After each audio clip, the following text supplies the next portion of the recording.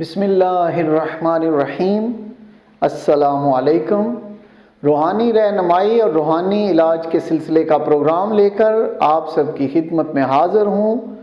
اللہ تعالیٰ آپ سب کو سلامت رکھے اور اچھی صحت عطا فرمائے، لمبی زندگی عطا فرمائے۔ آج بہت ہی موذی جو مرض ہے، پہلے بھی میں کر چکا ہوں بیان، لیکن ایک دوسرا جو آسان ایک حل ہے اس کا، وہ بھی کرنے لگا ہوں مرگی کے بارے۔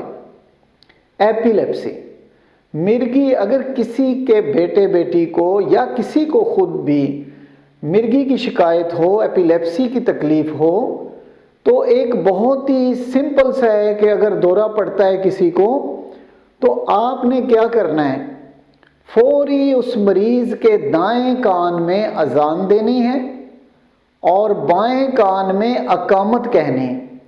اللہ تعالیٰ کے فضل و کرم سے وہ دورہ جو پڑا ہے مرگی کا وہ بالکل ٹھیک ہو جائے گا اور مریض جو ہے ہوش میں آ جائے گا۔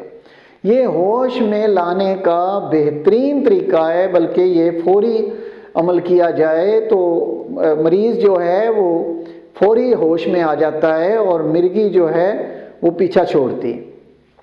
اس کا جب بھی کسی کو مرگی کا دورہ پڑے، دائیں کان میں آپ نے اذان دینی ہے اور لیفٹ یعنی بائیں کان میں آپ نے اقامت کہنی ہے، اور اس کے ساتھ پانی پینے کے لیے ایک بوتل میں پانی لے لیں، اس کا ڈھکن اتار لیں، اس کی کیپ اتار کے اپنے سامنے رکھ لیں اور 3 مرتبہ درود پاک پڑھیں گے، 21 مرتبہ المرتضی المرتضی المرتضی، اس طرح 21 مرتبہ آپ پڑھیں گے اور آخر میں 3 مرتبہ پھر درود پاک پڑھ کے اس پانی پر، جو بوتل میں آپ نے پانی لیا ہے اس پہ پھونک مار دیں گے، دم کر دیں گے۔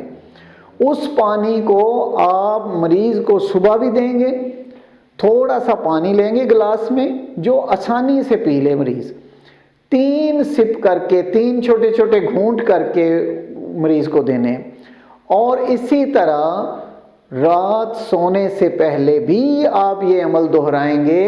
تھوڑا سا پانی گلاس میں لیں گے، اسی بوتل سے جو دم شدہ پانی ہے، تو 3 سپ کے ساتھ مریض کو دیں گے۔